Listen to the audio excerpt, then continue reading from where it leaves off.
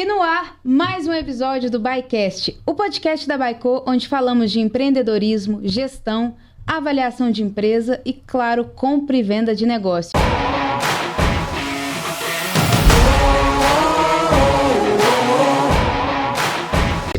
E hoje, para estrear, junto nessa segunda temporada do ByCast, estamos com ele, Cadu da Urb3, que vai contar pra gente a história empreendedora e o modelo de negócio que ele identificou. Cadu, seja muito bem-vindo a um episódio aqui do ByCast. Muito obrigado aí, Rafa. Boa tarde, né? É um prazer estar aí com vocês. Obrigado pelo convite e estou super à disposição para a gente bater um papo aqui, para contar um pouquinho daqui que a gente vem fazendo nos últimos anos e o que a gente está enxergando aí do mercado imobiliário. E é um mercado que nunca para, né? O mercado imobiliário é a válvula propulsora aí, tanto de financiamento de bancos quanto de sonhos pessoais.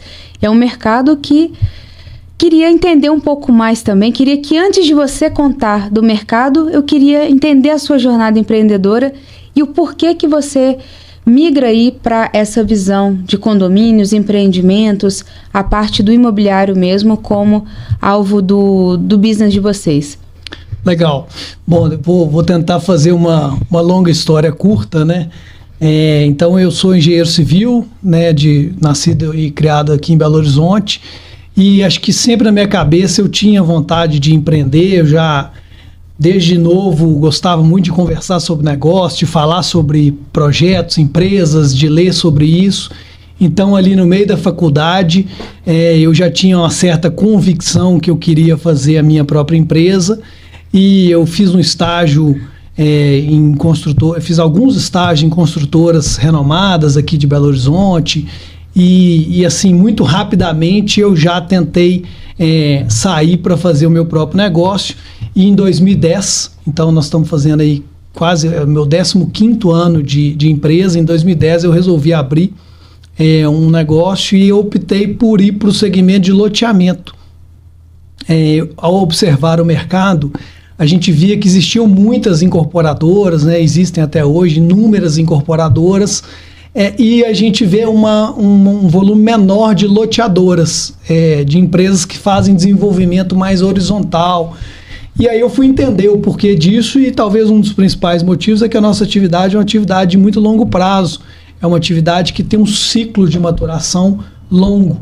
E aí eu falei, então exatamente, já que, né, de uma maneira geral, as empresas não têm tanta atenção por esse segmento, eu quero sentar nessa cadeira aí, quero ocupar um pouco desse espaço de loteamento, de condomínio fechado, de expansão urbana, né, que a gente chama de fato alongar as cidades. Então, e você pega um momento muito interessante até para o movimento social. Em 2010 as pessoas começam nos grandes centros a observar a parte mais horizontalizada, casas. E aí o boom mesmo, ele vem na pandemia, né? Exatamente, Rafa. Esse movimento assim, começou a acontecer de uma forma, vamos dizer assim, gradativa, mas as pessoas ao longo dos anos foram dando um pouco mais de valor à qualidade de vida, interação com a natureza, um pouco mais de espaço, né? Muitas vezes dentro dos conglomerados urbanos, assim, das metrópoles, é muito difícil o espaço é caro, né? É pouco disponível. Então isso é uma tendência que vem se consolidando nas últimas décadas, talvez 2, 3 décadas, mas como você bem lembrou, a pandemia empurrou muito, né, essa ideia de morar com mais qualidade, com mais espaço, e acabou que a gente estava também bem posicionado aí. E é interessante que nessa atividade não adianta você falar assim, eu quero mexer com loteamento hoje. Você vai ter seu primeiro loteamento daqui a 5 anos, porque é longo, né? Então acaba que a gente teve essa sorte de estar já nesse negócio há muitos anos e aí agora está sendo bem puxado por todo esse impacto pós-pandemia, por essa ligação das pessoas com estilo de vida. Mudança social ajudou bastante o negócio de vocês, então. Também. E hoje, qual que é a grande diferença de um loteamento quando você fala que é um empreendimento de médio prazo, né, esses 5 anos aí mínimos para o empreendimento ficar pronto? Contextualiza para a gente do início até como vocês escolhem uma regional, um loteamento, quantos metros ali de lançamento vão caber cada um deles, né? Por que alguns são no mínimo 2.000 metros e outros são lotes padrões? Qual que é essa visão mais técnica que o mercado traz para esse nicho? Então, a gente sempre, para escolher um terreno, a gente tenta fazer o caminho inverso. Então, eu preciso sempre me colocar na cadeira, né, do meu cliente, vestir a camisa do cliente e pensar se ele gostaria de morar ali. Então, eu gostaria de morar ali onde eu estou enxergando aquele empreendimento, eu investiria ali, eu acredito naquele entorno, eu acho que ali oferece boas condições de segurança, lazer, educação, serviços na região. Então, a gente parte sempre do cliente para o produto, né? Então, imaginando o que o cliente gostaria de ter para a gente conceber e desenvolver o produto. E quando a gente fala no prazo, às vezes gasta-se 3, 4, 5 anos só no processo de aprovação. Aprovação do empreendimento. Dentro das prefeituras, em órgãos mesmos regulamentadores. Prefeitura, todos os órgãos estaduais, também as concessionárias de água, esgoto, iluminação. Então a gente tem que passar por uma série de órgãos para que você esteja com o empreendimento apto a ser lançado e vendido no mercado. Então, depois de tudo isso, aí a gente vai começar a obra e aí vai entregar o projeto. Então, os ciclos nossos são bem alongados nesse setor. Mas isso até como uma oportunidade de negócio, isso é interessante, porque, por exemplo, você então já reservou um condomínio em 2015, que provavelmente agora em 25 ele está apto para ser comercializado e construído, né? Talvez a venda foi feita ao longo dos últimos 2, 3 anos, mas você então já tem um privilégio de ganho, né, nessa visão de valorização daquele próprio ponto. Perfeito, acontece muito isso aí que você teve a visão certinha. Muitas vezes a gente fecha um novo terreno, um novo negócio, vamos dizer, no ano de 2020. E aí eu tô lá aprovando, licenciando, regularizando, fazendo todo esse processo da aprovação como um todo, e no meio disso, durante isso, estão acontecendo coisas lá no entorno daquele terreno que vão agregar valor. Então, passa um ano que eu fechei o negócio, anuncia uma faculdade do lado, ou começa a obra de um shopping ali perto. Então, entre o momento que a gente adquire o terreno, fecha o negócio, e o momento que eu vou lançar o projeto ao mercado, normalmente muitas coisas acontecem que acabam empurrando, se você escolher uma boa região, né, acabam empurrando sim o projeto comercialmente, né? E hoje quando você fala, por exemplo, dessa parte de consolidar, né? Você pega desde o loteamento, mas você também pode fazer construção. A URB3, ela está em qual local na visão do setor imobiliário, do setor de construção civil? Olha, a URB3 foi uma, vamos dizer assim, ela foi concebida baseada numa observação muito intensa do mercado, de tudo que a gente queria ser e também do que a gente não queria ser. E o URB3, ele tem exatamente esse significado porque a gente faz 3 atividades, basicamente. Então, o nosso que a gente chama de empreendimentos próprios, que é exatamente quando a gente compra um terreno e faz o ciclo completo. Então, a gente vai fazer aprovação, lançamento, vendas, execução e todo o processo do empreendimento. O 2 é o que a gente chama de soluções. Nós identificamos que existiam muitas empresas ou empresários, até de outro ramo, que tinham bons ativos. Então, por exemplo, você, Rafa, tem uma fazenda ou um terreno muito grande, super bem localizado, mas não é, às vezes, o seu core business, o seu principal negócio, a atividade imobiliária. Então, a gente entra fazendo o empreendimento que é o seu terreno. Então, a gente faz esse modelo que apresenta uma solução. Eu brinco que a gente empresta a empresa para você. Então, você vai ser empreendedora junto com a gente, mas a gente vai operacionalizar tudo e ficar com a fatia do bolo por isso. Isso é muito inteligente, uma vez que você não despende recurso, a pessoa que às vezes só tem o chão mesmo, né? Só tem o terreno, consegue fazer um valor agregado muito maior. Então, é uma visão de mercado muito boa para as partes. Perfeito, você leu super bem, exatamente isso. Quando a gente encontra, a gente brinca que quando a gente encontra do outro lado da mesa um bom terreno e alguém com disponibilidade para tomar o risco, que normalmente, né, na mesma pessoa, a gente entra entregando todo o know-how, operação, o como fazer e acaba sendo uma combinação legal. Então a gente tem essa vertical dentro da empresa que a gente chama de soluções, que está crescendo muito, todo ano a gente tem negócios nessa direção. E por último, a terceira linha de negócios nosso a gente chama de participações, que muitas vezes chega uma oportunidade, um terreno, de uma atividade que não é a nossa atividade principal, como, por exemplo, vamos dizer assim, um galpão. A gente não é o nosso core business desenvolver projetos de galpão. Mas a gente tem bons parceiros, conhecemos bons empreendedores, bons empresários desse setor.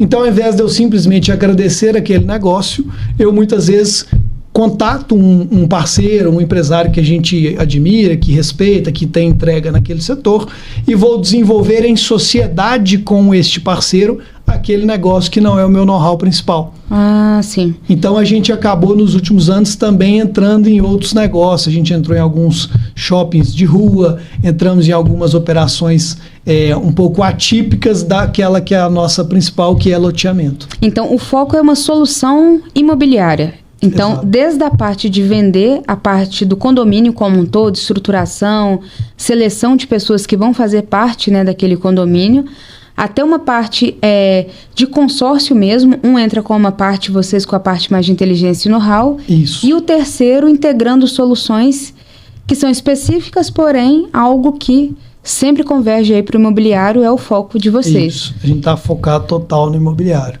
E a gente também conseguiu...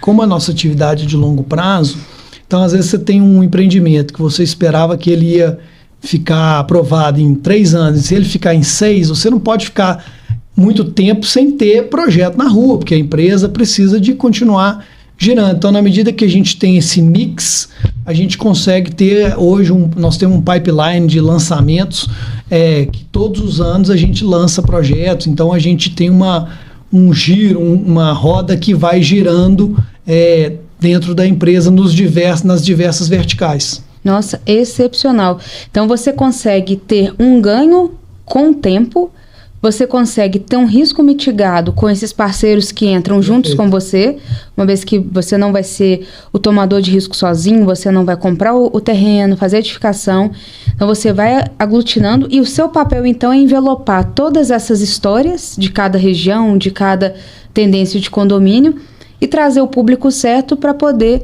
remunerar aquele investimento, aquele ativo da melhor maneira possível. Perfeita leitura. Então você está com as duas interfaces. Você tem que ter um público seleto, né, de acordo com a seleção de cada empreendimento e também a origem daquele empreendimento, buscando ali na fonte, na raiz, para criar essa visão. Me conta um pouco, trabalhando com essas duas vertentes de mercado, Cadu, a gente sabe que quando você tem um mercado endereçado, já é difícil demais você trabalhar, porque você tem que entender, você tem que adaptar, trazer processos, mas no seu caso, que você está trabalhando com duas esferas em tempos, ansiedades diferentes, qual que é o maior desafio mesmo que você encontra, né, trabalhando aí com esses pontos antagônicos dentro do setor imobiliário?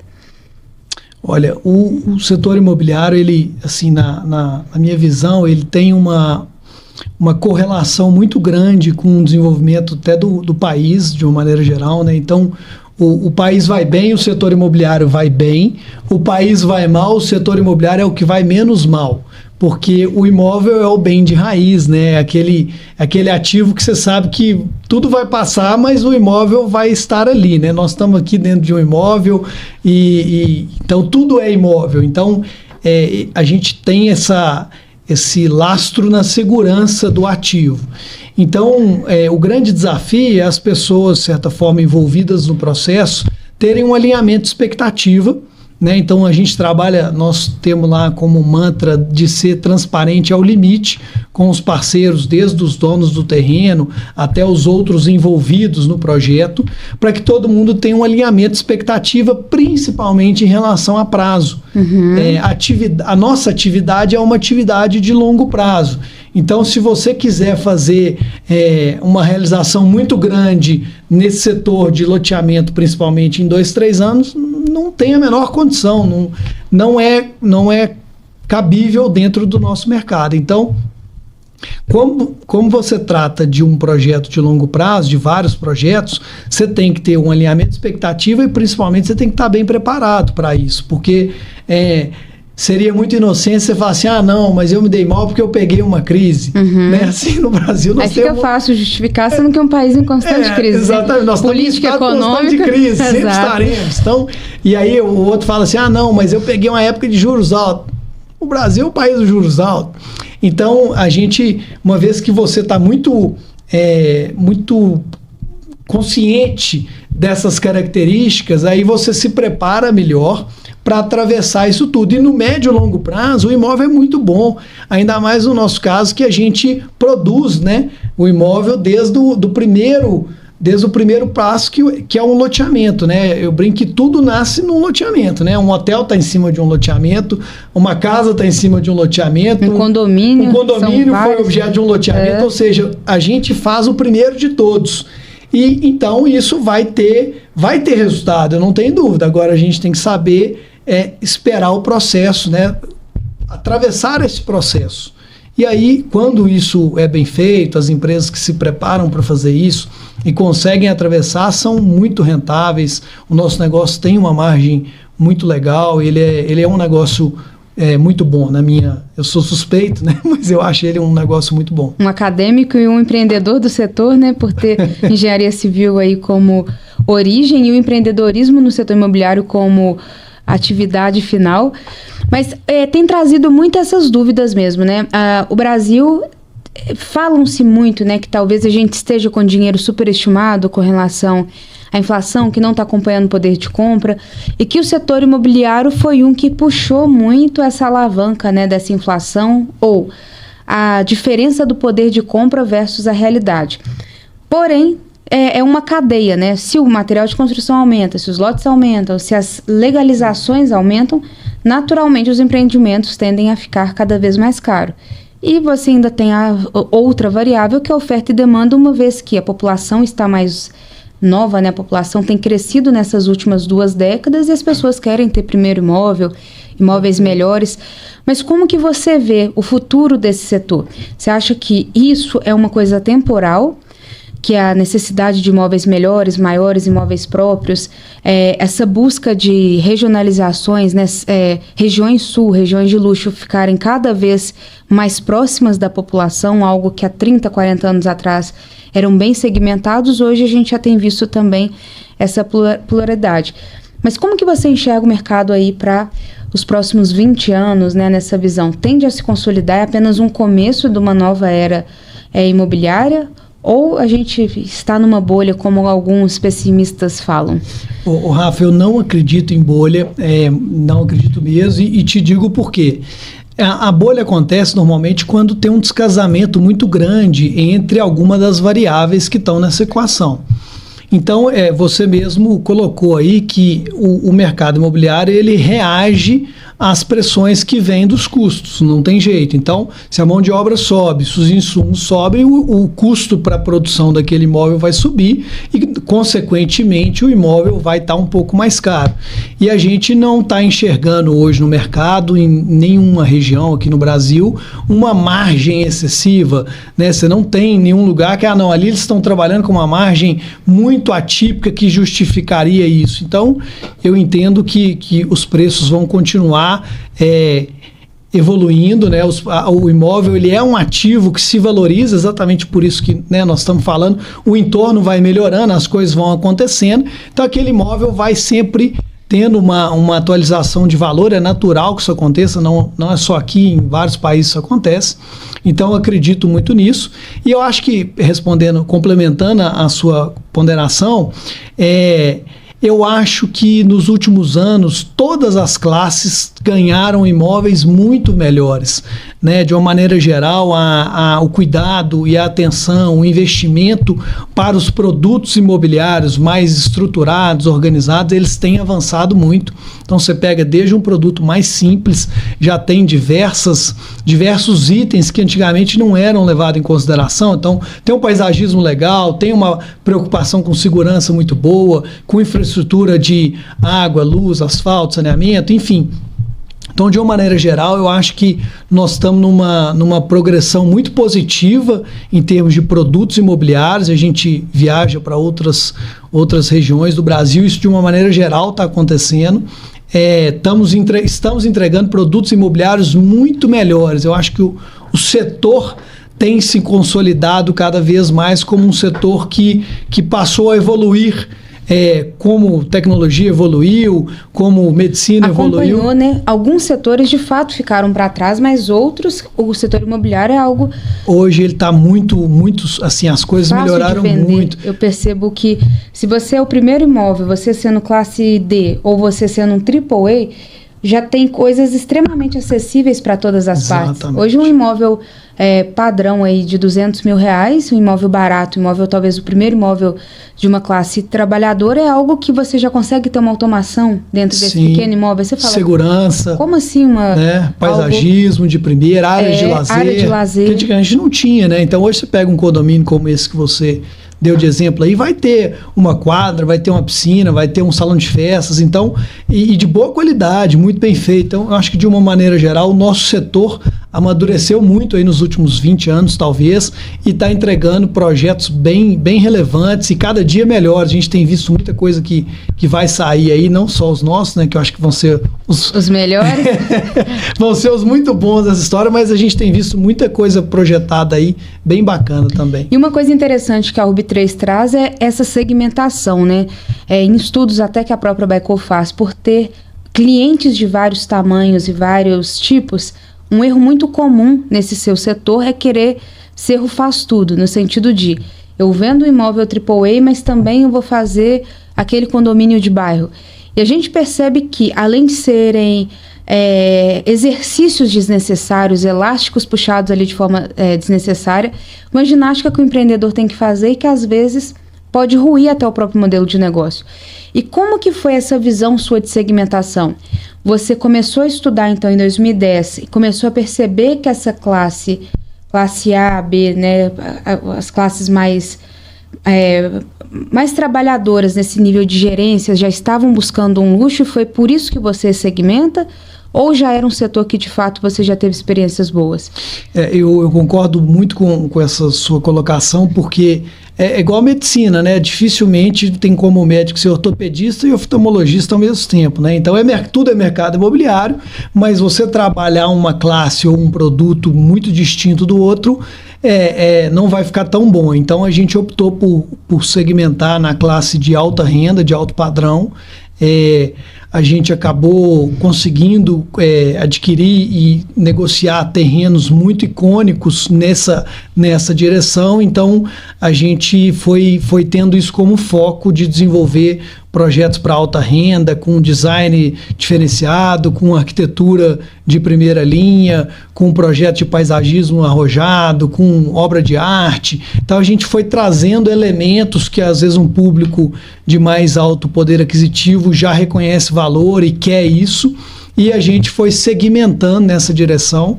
Então hoje a gente está muito focado em produtos de alta renda, de alto padrão, com um clube de primeira linha, com muito design, com arquitetura, incorporando, né, stakeholders aí, arquitetos de primeira que vão fazer às vezes modelos de casa que os nossos clientes podem amanhã construir nos empreendimentos, trazendo tecnologia para a área de segurança, enfim, tentando acoplar o máximo possível para que esse produto se torne cada vez mais premium, né, para o cliente que amanhã vai morar ali. Uhum. E existe uma piada no setor do empreendedorismo que as empresas têm um final, elas se tornam banco, elas vão se tornar empresas de educação.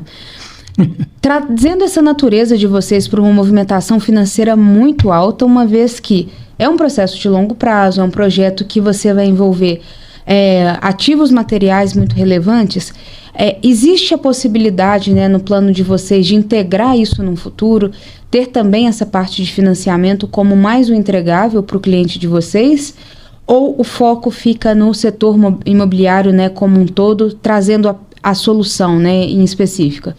Rafa, no nosso setor, loteamento principalmente, culturalmente no Brasil, o lote, né, o nosso produto lote, seja ele num condomínio ou num bairro aberto, ele é muitas vezes financiado pelo próprio empreendedor. isso é cultural no Brasil. Então a gente financia. Se você for até na URB3 tentar comprar um terreno lá, tem plano de 60 meses, 84, 96, até 10 anos, até 120 meses para pagamento. E aí, naturalmente, existe um juros em cima desse pagamento, né, de prazo alongado, que a gente faz, mas não é exatamente o que a gente enxerga como o esforço principal. O esforço principal. Essa é a forma com que o mercado se adaptou para atender ao público que quer comprar muitas vezes parcelado. De uma maneira geral, como a gente atua num segmento de mais alto padrão, então o nosso lote hoje, nós temos lote, seja em bairro aberto, em condomínio, desde R$300 mil até R$3 milhões. Mas de toda forma a gente está numa régua alta aí da população. Então, consequentemente, esse nosso público também não é um público que quer alongar demais esse pagamento. Até pelo perfil desse seu comprador, né? Exatamente. Ele tem tido um comportamento de pagar, ele não quer pagar juros, então ele vem, às vezes ele até começa o pagamento com a gente em 120 prestações, mas aí ele vem pagando e assim que ele tem um evento, né, de liquidez ou alguma coisa que permita para ele lá, ele quita. Então, a gente faz o financiamento por uma consequência do nosso negócio, não é a nossa ideia transformar isso numa atividade. Se fosse para transformar, era melhor abrir de fato um banco e fazer uma outra coisa, mas não ali nessa plataforma que é de fato uma plataforma imobiliária. E queira ou não, você traz até um elemento muito importante, que é até que ponto que o risco ele precisa ser tão centralizado, né? É onde que muitos empresários também tentam verticalizar, acham que a verticalização é algo benéfico, mas nem sempre é algo que você tem que analisar todas as variáveis, né? Analisar até que ponto se o CIT faz a verticalização algo comum. A gente viu isso muito no setor de saúde, né? Muitas empresas achando que a verticalização ia trazer ganhos extraordinários e, de fato, trouxe ali falta de caixa, trouxe ali queima de margem de uma forma muito grande pelo fato de, tô vendo o mercado inteiro, deixa eu pegar tudo, né? E é onde que essa prudência, né? Essa é a casca de banana, né? Sempre que a gente entrega um empreendimento, vem alguém e fala, jogador, constrói 2 casas lá e tal, você vende e ganha dinheiro. Aí eu fico pensando, se eu for construir a casa e pensar assim, então eu devia também produzir a janela para casa, já que também tem margem na janela. Então, a gente tem que focar na atividade e deixar o resto ali dos players que estão, cada um fazendo seu papel. Eu acho que isso é muito importante, porque pode ser que você abra um outro negócio, mas até para comunicar com o mercado, né, com tanto o stakeholder que é o externo quanto o interno, o que de fato ele está fazendo, porque senão fica algo muito amplo, né? Exatamente. A gente percebe, a própria Vale, que é uma das maiores empresas do país, por que ela não tem a própria siderúrgica? Porque o DNA é tirar minério. Isso aí. Então é onde que o empresário tem que começar a ser um pouco mais crítico e malicioso nesse romantismo da verticalização, que é algo que de fato pode trazer ali surpresas não tão agradáveis. Perfeito. Ricardo, agora com relação à gestão, né? Então você tem essas 3 vertentes. É um número de funcionários muito alto e sazonais, dependendo das entregas de condomínio, né? Dependendo das entregas do seu pipeline que tem. Mas como que uma gestão de uma empresa com esse comportamento ela acontece? Olha, Rafa, a gente, como você bem colocou aí, cada projeto ele se dá através de uma SPE, né? Que é uma sociedade de propósito específico. Então aquela empresa nasce especificamente para ser dona, né, para ser o guia daquele projeto. Então ali a gente vai alocar um centro de custos daquele projeto, seja um loteamento, um shopping ou um prédio, e vamos contratar todas as demandas para aquele empreendimento por dentro daquela SPE. Então também isso facilita muito você identificar os resultados da empresa, né?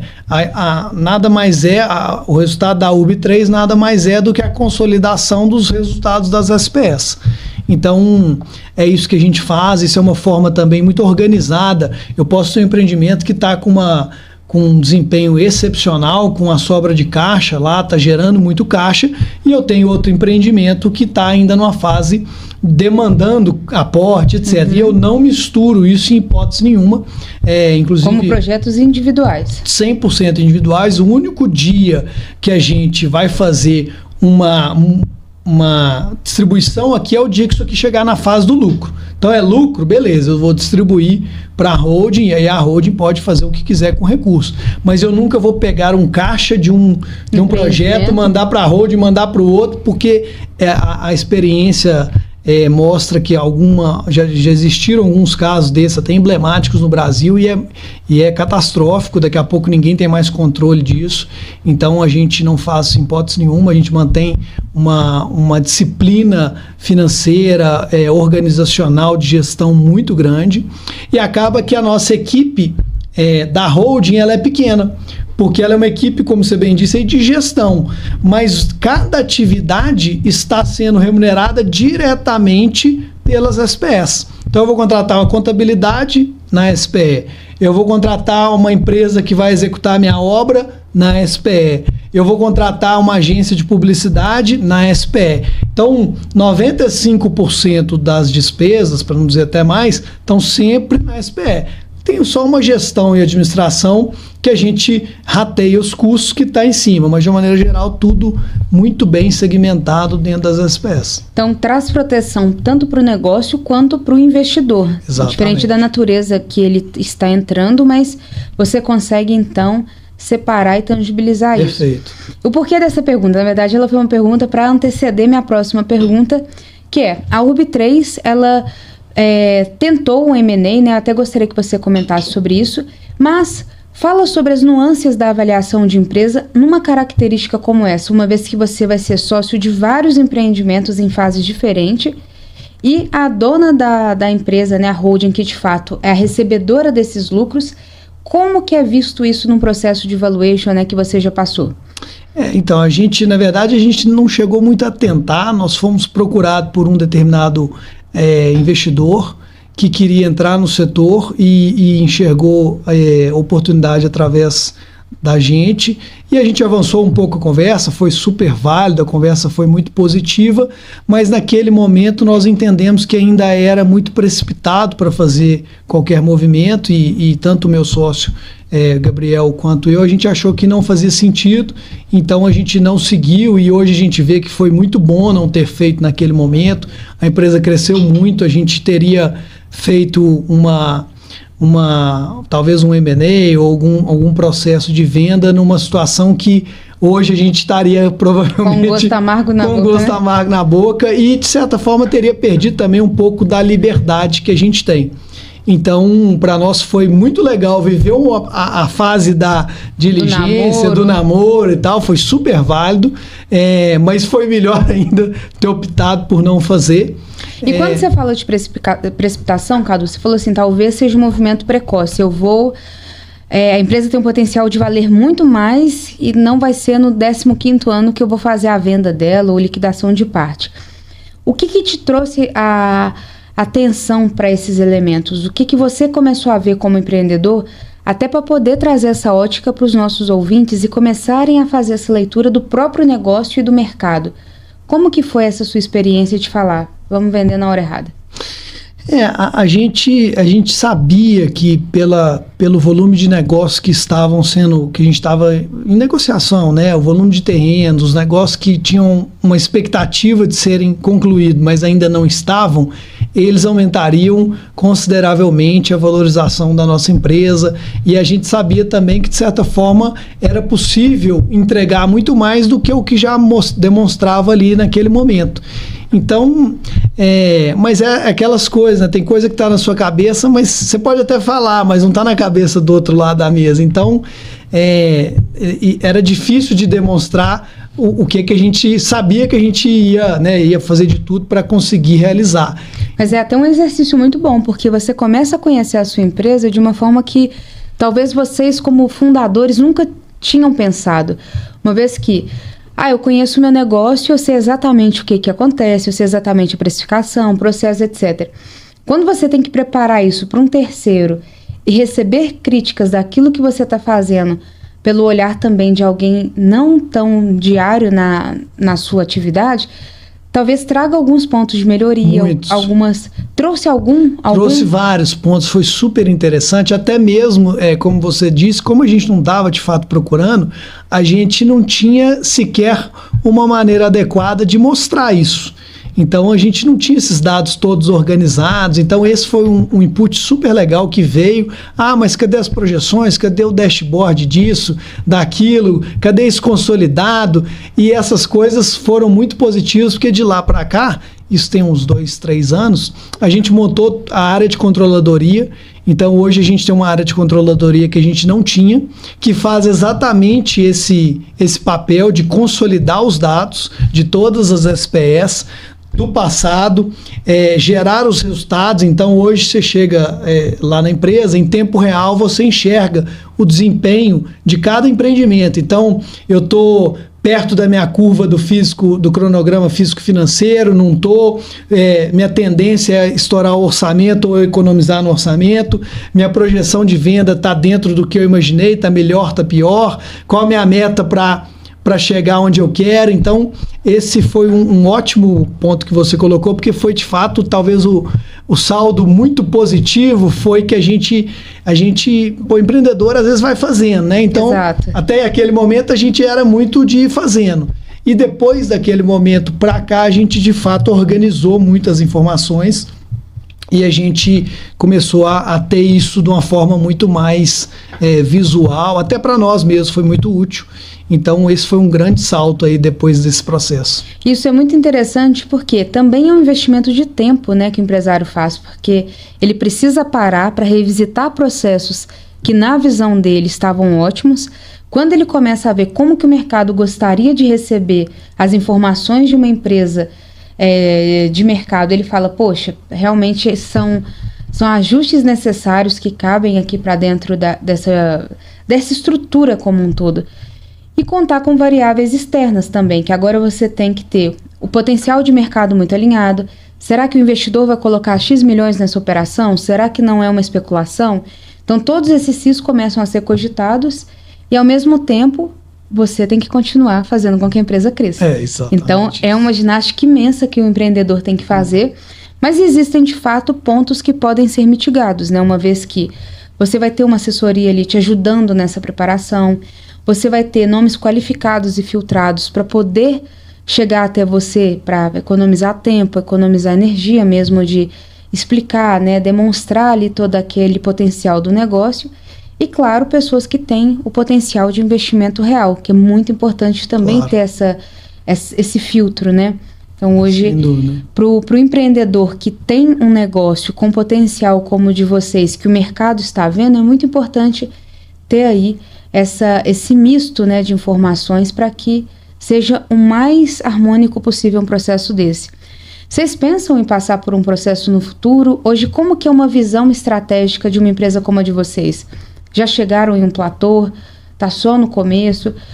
Só para a gente entender essa visão mesmo. Rafa, de novo super interessante esse ponto que você está puxando, porque em 2017, eu e o Gabriel conversando, o Gabriel, ele vem do setor de automobilístico, a família trabalha com concessionárias e tal, e ele sempre gostou muito do setor imobiliário e queria dedicar com mais ênfase a esse setor.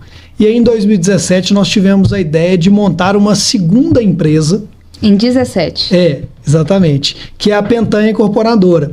Então, de 2017 para cá, de certa forma, a gente pensando nesse crescimento, a gente deu uma nova organização nos nossos negócios. Então, montamos a Pentanha Incorporadora, que é também dos meus sócios, dele e minha, e a gente... Então, a gente tinha uma possibilidade de aumentar o volume de negócios, cada um liderando uma empresa. Então, eu sou o CEO da Urb3 e o Gabriel é o CEO da Pentanha. Então, a gente, de certa forma, organizou um pouco mais a casa, utilizando a mesma estrutura, mas com viés de negócio um pouco distinto. Vocês colocaram um centro compartilhado, então, para poder dividir um arquiteto, uma gestão, A parte de gestão. Regulamentação. Exatamente, principalmente a parte de gestão. Então a gente tem os gestores na empresa, que são cargos sempre de administração e gestão dos negócios, mas os produtos diretos, como projeto, como topografia, qualquer produto específico de um empreendimento, ele está sempre por demanda, né? Então tem um prédio, vai ter um arquiteto para aquele projeto. Então o que a gente fez foi segmentar, de certa forma, as nossas atividades. A Pentanha tem um viés mais de fazer incorporações prediais de alto padrão também, e a URB tem um viés um pouco mais de áreas horizontais, loteamentos, condomínios, e eventualmente a gente também, dentro daquela dinâmica de participações, faz alguma coisa com parceiros do mercado, mas sempre juntos. Então isso foi interessante porque é uma dinâmica um pouco diferente, né? Não conheço outra empresa que tem 2 sócios, que tem 2 empresas, 2 sócios das duas, mas cada um tomando a frente de uma, de modo que a gente está mais organizado para eventualmente, se quiser fazer em algum momento algum modelo de operação como esse que você colocou, mas hoje a gente não vê isso como uma possibilidade, não está no nosso radar. A gente tem conseguido crescer de uma maneira sustentável, nós temos endividamento zero. A gente conseguiu vir até aqui com endividamento nenhum. Então isso no nosso setor também é legal, porque, de novo, juros altos. Consome muito, exato. Consome muito caixa e juros altos. Então a gente, filosofia talvez pessoal dos sócios de não querer crescer assim, mesmo assim a gente está conseguindo. Com pouco cabelo branco então, para pensar, né? Porque é exatamente isso, né? Não existe um momento certo e errado, existe um momento da sociedade. E se não faz sentido... nesse momento isso não está passando pela nossa cabeça. E se parar para pensar, você consegue indiretamente pensar numa nova avenida de vendas, uma vez que um cross-sell nessa sua própria base, ele pode haver. Eu comprei um apartamento de vocês da Pentanha, que trouxe ali um imóvel. Perfeito. Mas agora eu mudei de vida, lote, eu quero um lote, que eu quero uma casa de condomínio. Exatamente. Então, isso daí, sabendo que as pessoas passam por fase de vida e o comportamento tende a mudar, é algo que... Perfeito, você pescou super bem. E acaba que uma outra característica que acontece muito, que a gente faz pequenos M&As, vamos dizer assim, pequenos processos de operação por projeto. Então, se eventualmente chega um terreno aqui que nos interessa muito, mas é um terreno que tem que ser comprado à vista, e naquele momento a gente não tem condição de fazer aquela aquisição por dentro da empresa. A gente pode chamar um parceiro investidor para aquele processo, para aquele projeto. Um sócio do SPE, ele vira um sócio daquela SPE, mas nas empresas holdings não. Ele não vai ter nada a ver com outros empreendimentos, ele está naquele projeto, naquele acordo que foi feito para aquele negócio especificamente. Então a gente entendeu nos últimos anos, aí ainda hoje a nossa visão, que não faz sentido para a gente fazer um processo em cima nas holdings, deixa cada projeto sobre demanda em cada necessidade. Excelente. Muito mais seguro, muito mais prático e visível, né, de gerir. Isso. E definições, né, práticas. Você é esse, eu sou esse, no final a gente soma os esforços. Exatamente. Que no fundo é querer multiplicar o resultado, né? Exatamente. Ô Cadu, mas me conta na prática mesmo, qual que é o grande desafio desse setor? Porque se você erra também numa precificação, você pode perder muito. No sentido de, comprei um tesouro em 2015, mas eu vendi na hora errada, que 2 anos depois se tornou talvez o metro quadrado mais caro da região. Como que vocês conseguem blindar esses possíveis desafios do setor, que é um setor de muita especulação, um setor de muita hipótese? Hoje a gente tem a região do Vila da Serra, né, que é uma região das melhores hoje do Brasil, como grande potencial. Sem dúvida. Mas como que vocês começam a mitigar esses possíveis platores aí desse setor? Olha, Rafa, o primeiro aspecto nosso, de fato, é o terreno. Então, assim, nós somos muito criteriosos para comprar um novo terreno, fazer um negócio novo. A gente vai ser muito profundo na escolha daquele ponto. A gente brinca que é melhor você perder um bom negócio do que fazer um mau negócio. Então, vira e mexe, dá dúvida, e às vezes a gente agradece. Então, a gente é muito criterioso com o ponto. Depois, o produto é quase que aqueles 4 P's, né? A máxima lá da venda. Então, depois o produto, nós somos também bastante criteriosos e a gente quer trazer produtos inovadores. E até se lança um produto errado, por exemplo, aquela região não tem uma vocação de mais um condomínio, mas talvez um street mall. Então, isso do produto é entender o que vai ter mais valor agregado? Exatamente. Entender muito bem a região, né? A gente também procura trabalhar em regiões que a gente tem um bom conhecimento, né? O mercado imobiliário, a gente fala que é uma atividade local. Claro que tem empresas que estão em diversos estados, a gente tem projetos na Bahia, a gente tem projetos em São Paulo, mas de uma maneira geral é importante que se entenda muito bem aquele local onde você está indo para você não cometer esse erro de errar o produto, porque pode ser uma perca muito grande se o erro for muito grande. Então a gente tenta fazer um produto muito inovador, um produto melhor, mais arrojado. E nós temos uma outra característica que a gente tem sócio em praticamente todos os nossos negócios, sócio empreendedor também. Além do dono do terreno, que muitas vezes vira sócio do projeto, a gente chama outros incorporadores para ser sócio também. Então essa é uma forma que a gente também dilui o nosso risco, a gente soma know-how, né? Na hora que você está conversando com um outro empreendedor, que às vezes a empresa deles tem 20, 30, 40 anos de mercado, você tem que, né, respeitar e tirar o chapéu, porque alguma coisa ali essa turma entende, né, para ter sobrevivido tanto tempo.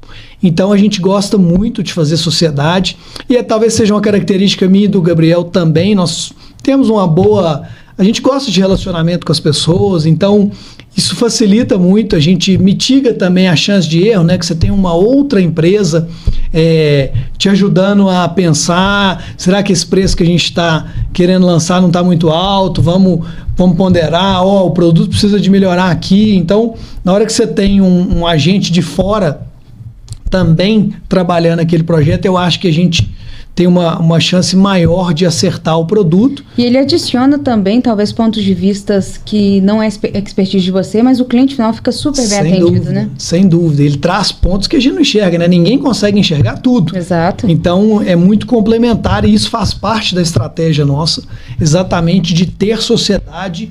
Se não em todos, 90% dos nossos negócios é em sociedade, com empresas que a gente admira, com empresários, com empreendedores que a gente sabe da capacidade de entrega, que vão, né, do começo até o fim com a gente, vão enfrentar os desafios e vamos, se Deus quiser, dividir só os dividendos. Exatamente, que é o objetivo de todo empresário de sucesso. Só sai de casa para ter dividendos, senão é melhor ficar em casa dormindo. Exatamente. E isso que você traz também é muito interessante, porque a gente começa a ver até uma maturidade nesse setor, né? Se a gente fizer uma análise de retrovisor mesmo, para os últimos 30 anos de empreendimento para a pessoa física no país, era algo extremamente amador, né? Eram 1 ou 2 construtoras no Brasil que faziam lançamentos muito pontuais. Exatamente. E hoje não, já tem essa... Hoje você tem um pipeline de lançamento, né, em diversas localizações, para diversos públicos. O mercado amadureceu demais, o mercado de capital também passou a olhar... criando linhas específicas de financiamento. Exatamente, que não existiam muito, era uma dependência muito grande só de banco público. Mesmo no banco público tinha uma restrição do recurso, o recurso acabava durante muitos anos, o recurso chegava em agosto, setembro, acabava. Então você tinha que esperar para vender o imóvel, o cliente está lá querendo comprar, mas não acessa o recurso. Então, todos esses fatores eu acho que nos últimos... Como você disse, talvez as últimas décadas avançaram muito e estão avançando muito, né? Com a tecnologia também, com mais players na mesa no setor financeiro. Então você está começando a ter várias alternativas de financiamento para o cliente final e também para os empreendedores. Então eu acho que o mercado avançou muito nesse sentido. Isso é muito bom. E essa é uma das grandes oportunidades que você enxerga, que é esse avanço juntamente com esse acesso do consumidor. Então a gente tem 2 avanços concomitantes, né? O consumidor começa a ter mais acesso e o mercado também começa a ter respostas mais ágeis. Mas tem algum elemento assim que você observa que seja uma grande oportunidade do setor imobiliário que a gente já pode começar a pensar, mas talvez para entender daqui 5 ou 10 anos? Olha, Rafa, uma coisa que eu penso muito é assim, o consumidor, ele está sabendo de tudo. né, a internet, rede social, jogou qualquer pessoa, conhece qualquer empreendimento no mundo inteiro em um dia. Né? Se você quiser saber o empreendimento que tem no interior da França, você vai achar tudo sobre ele na internet. Então, junto com a evolução do nosso setor, o consumidor ele está muito exigente. O consumidor quer um produto muito melhor. O consumidor nosso, ainda mais que a gente está num público de alta renda, ele viaja muito. Ele já conhece o mundo inteiro, ele sabe o que está sendo feito em diversos lugares. Então, isso puxa a nossa régua o tempo inteiro. Então, o produto que eu pensar hoje, ele tem que ser muito melhor do que o de 3 anos atrás. Eu tenho essa obrigação de olhar para o de trás e falar assim, olha, o piso dele é aquele, ele tem que ir daqui para cima, porque o meu consumidor está vivendo isso, né? O consumidor vai para um lugar aí, vai passar férias numa cidade aí e chega lá, ele encontra um tanto de coisa legal, ele vai visitar um empreendimento à venda, um condomínio. Então a gente tem condomínios aí, agora tem vários condomínios no Brasil, alguns fazendo uma piscina de ondas. Então, né, eles trouxeram o surf agora não é só mais no litoral. Exato. Né? Então você vê que a turma está puxando e isso é muito bom, porque nos obriga a fazer produtos melhores, né, e entregar soluções melhores. E eu acho que esse é o caminho, a gente ter coragem de puxar, porque o consumidor vai reconhecer e a gente vai poder cobrar o valor justo por aquilo, mas vai ter público. Produto, a régua, você pode subir a régua do produto que vai ter público. Que o público também tem buscado cada vez mais essa facilidade, sabendo que hoje também para ele é acessível. Ele pode alavancar a pessoa física ali em 20 anos, que talvez fique tranquila em 10 anos. Exatamente. Mesmo tendo recurso, pode utilizar outras manobras de alavancagem que até então, há 30 anos atrás, não era tão pensado. Isso, perfeito. Isso é muito legal, que mostra que a convergência do mercado, ela está próxima ali do linear, né? Então está acontecendo uma movimentação de entrega, mas uma movimentação também de consumo. Com certeza. Então isso, o ganho é muito bom. Uma dúvida, Cadu, agora de curiosidade mesmo. Por que existe essa diferença no método de construção americano, europeu, para o método de construção brasileiro? Isso são normas trazidas? Isso é o modelo que é ensinado dentro das academias? Por que é tão diferente esse tipo de construção? Essa é uma ótima pergunta, viu, Rafa? Porque eu acho que você mesmo deu várias das respostas. De uma maneira geral, existe uma questão cultural mesmo. E olha que no Brasil a gente tem um método, vamos dizer assim, mais bruto, né? A gente ainda faz alvenaria quase como os neandertais. Então, isso é uma coisa um pouco atípica mundo afora.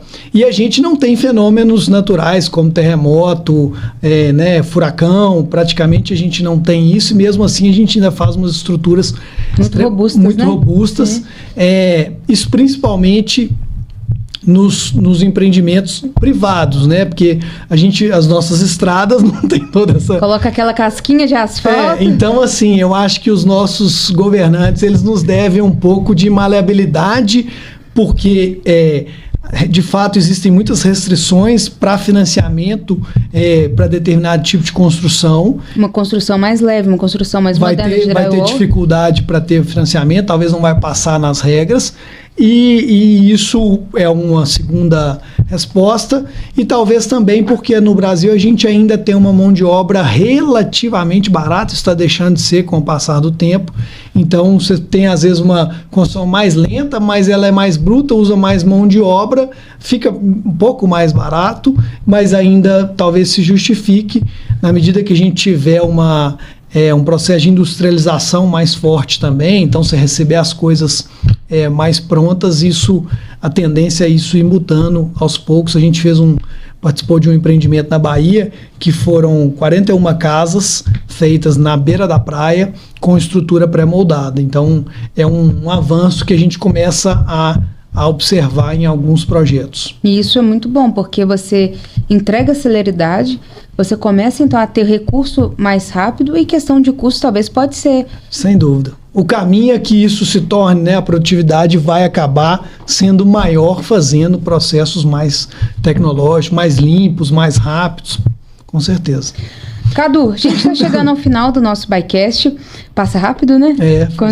É uma hora que ela voa. Mas se você pudesse dar uma mensagem para o Cadu de 2010, que tinha aquele olhar empreendedor, o que você viu que hoje o tempo da experiência, hoje o olhar mais prático do mercado poderia adicionar, que com certeza essa informação vai chegar em alguém que esteja começando, quem sabe pode ajudar aí o empreendedor ou a, né, ter uma visão mais prática do mercado, ou quem sabe mitigar um erro, um risco aí, que para você foi um grande aprendizado. Deixa eu tentar dividir em dois, pode? Por favor. O primeiro, eu acho assim, o empreendedor, ele tem que ter uma consciência que ele vai precisar de ter muita resiliência. Então, assim, ele não pode ser muito frágilzinho, não. Vai doer, você vai apanhar, você vai passar algumas noites sem dormir, e é isso mesmo. Então, quanto mais você apanhar, mais provável que você está num bom caminho. Mais músculo você vai ter no futuro. Exatamente. Né? Então, assim, o empreendedor que quer de fato prosperar, ele tem que aceitar que não vai ser um mar de rosas, vai ser sofrido, doído, mas que ele chega lá, né? Dá para chegar lá. E mais ainda que eu acho é que demora. Então eu brinco assim que tudo demora 10 anos, né? Você vai montar um negócio, até ele de fato tomar corpo e virar uma coisa relevante, vai tomar um tempo. Não tem jeito, né? Isso é até uma analogia legal, só adicionando aí a sua comparação com uma pessoa. Então você cria um bebê, aí ele vai demorar 2 anos para andar, mas um tempo para falar, para ganhar. Quando ele está conseguindo entender o que está acontecendo e ter minimamente uma tomada de decisão sozinha, é 10 anos. Perfeito. Por exemplo, um médico, né? Ele estuda 6 anos na faculdade, mais não sei quantos de residência, para ele de fato, né, dominar aquela profissão, e mesmo assim ele está sempre aprendendo. Então, não adianta, vai demorar, demora um tempo mesmo, mas se você tiver resiliência e determinação, eu acho que o empreendedor consegue atravessar esse processo. E o que eu acho que eu falaria para mim, mas eu não sei se eu falaria com tanta ênfase, é tomar cuidado um pouco com a sua inocência, né? Você, aos 20 e poucos anos, eu montei a empresa, tinha 22. Você naturalmente é inocente, então sim, você está mais suscetível a acreditar no canto da sereia, né, que se fala. Então, ouvir os mais velhos, as pessoas ali que realmente já vivenciaram né, uma jornada similar àquela que você está querendo seguir, eu acho que talvez essas pessoas vão te ligar alguns alertas que podem ser úteis aí na sua jornada. A experiência, sem dúvida, ela é algo que mitiga muito. Muita cabeça na parede, né? Muito tropicão. E é muito legal isso que você fala, porque essa energia do empreendedor, ela precisa ter, mas se você consegue ter a sabedoria de ter energia com o poder de ação no tom certo, sem dúvida você começa a criar uma mentalidade de sucesso muito mais previsível, né? Do que, às vezes, só tem um ímpeto de empreender a qualquer custo e começa ali a atropelar erros e a negligenciar informações que o mercado já está te dando. Exatamente. E vice-versa. Às vezes você também fica muito conservador e perde o time, não né? vai pra frente. E perde a visão como um todo. Esse equilíbrio é que é a mágica da coisa, né? Eu gosto muito de imóveis que tem uma máxima que fala: não espere para comprar imóveis, compre imóveis e espere. Exatamente. Porque é um mercado que de fato não tem erro, né? É um mercado que, ou melhor, todo mercado, né, é sujeito a erros, é sujeito a risco, mas o risco ele consegue ser muito fácil mitigado. Obviamente, se tiver uma guerra naquele país, uma guerra civil, que é algo que ninguém consegue prever, mas a chance de valorização, a chance de uma segurança para a pessoa física e, consequentemente, um ganho nessas duas vertentes, ele fica bem distribuído, né? Sem dúvida, exatamente. Bom, obrigado, Rafa, foi um prazer aí, parabéns pela iniciativa, super legal, adorei. Cadu, muito obrigado você pela história, pelo tempo também. A gente sabe que a vida do empreendedor é corrida.